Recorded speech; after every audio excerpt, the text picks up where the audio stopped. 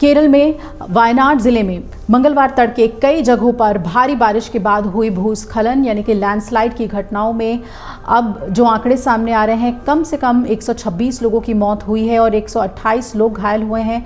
आंकड़े लगातार बढ़ रहे हैं। वहीं मंगलवार का जो बचाव ऑपरेशन था वो बंद होने तक 800 से ज़्यादा लोगों को वहां से सुरक्षित बचा लिया गया। अब कहा जा रहा है कि 1000 लोग जो हैं वो रेस्क्यू करके निकाले जा चुके हैं। सैकड़ों लोगों के मलबे में फंसे होने की आशंका के कारण मृतकों की संख्या बढ़ सकती है। भूस्खलन की घटनाएं जो है वो मंगलवार सुबह तड़के हुई, जिससे अपने घरों में सो रहे लोगों को बचने का मौका भी नहीं मिला। भूस्खलन के चलते कई मकान जमींदोज हो गए और नदियां अभी भी अपने उफान पर हैं। कई पेड़ उखड़ गए हैं। सेना, नौसेना और एनडीआरएफ के बचाव दल खराब मौसम के बीच पीड़ितों की तलाश लगातार कर रहे हैं। पीड़ित लोगों को ज़रूरी सहायता भी पहुंचाने के लिए एजेंसियां काम कर रही हैं। हालांकि मंगलवार का रेस्क्यू ऑपरेशन रुक गया था और आज सुबह फिर से राहत बचाव कार्य चलाया जा रहा है। इससे पहले केरल के मुख्यमंत्री पिनराई विजयन ने बताया था कि वायनाड में भूस्खलन में घायल होने वाले लोगों का अलग अलग अस्पतालों में इलाज चल रहा है।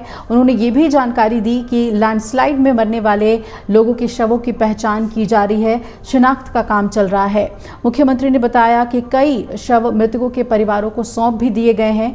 मुख्यमंत्री का कहना है कि प्रदेश के पोथुकल में चलियार नदी में 16 शव मिले हैं और इसके अलावा शवों के टुकड़े भी बरामद किए गए हैं। उन्होंने कहा कि कई लोगों के फंसे होने या बह जाने की आशंका है और हम बचाव कार्य बड़े पैमाने पर चला रहे हैं। मुख्यमंत्री ने बताया कि जिले में स्थापित 45 राहत शिविरों में इस वक्त 3000 से ज़्यादा लोगों को ट्रांसफ़र कर दिया गया है और जो पहला भूस्खलन तड़के 2 से 3 बजे हुआ था, इसके बाद भूस्खलन सुबह 4:10 पर हुआ।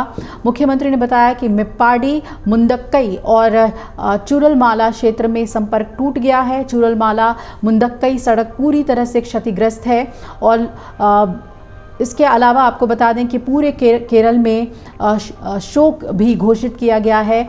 मृतकों के लिए 2 दिन का शोक वहां पर घोषित किया गया है। कल लोकसभा में विपक्ष के नेता और वायनाड के पूर्व सांसद राहुल गांधी ने भी संसद में वायनाड की भूस्खलन की घटनाओं में कई लोगों की मौत का जिक्र किया।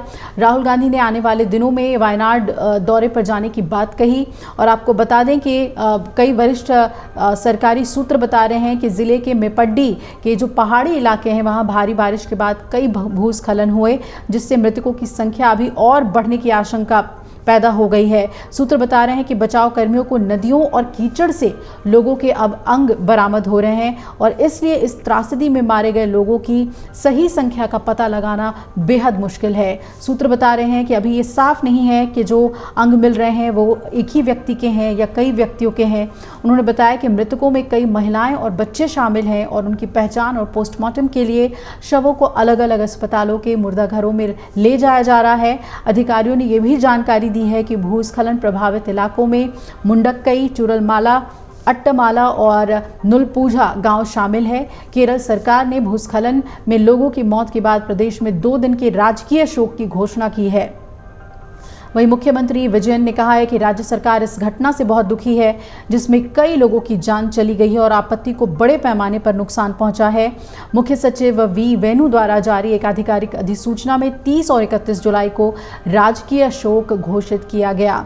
प्रोटोकॉल के मुताबिक इन 2 दिनों में राष्ट्रीय ध्वज आधा झुका रहेगा और सभी सरकारी कार्यक्रमों को रद्द किया जाएगा।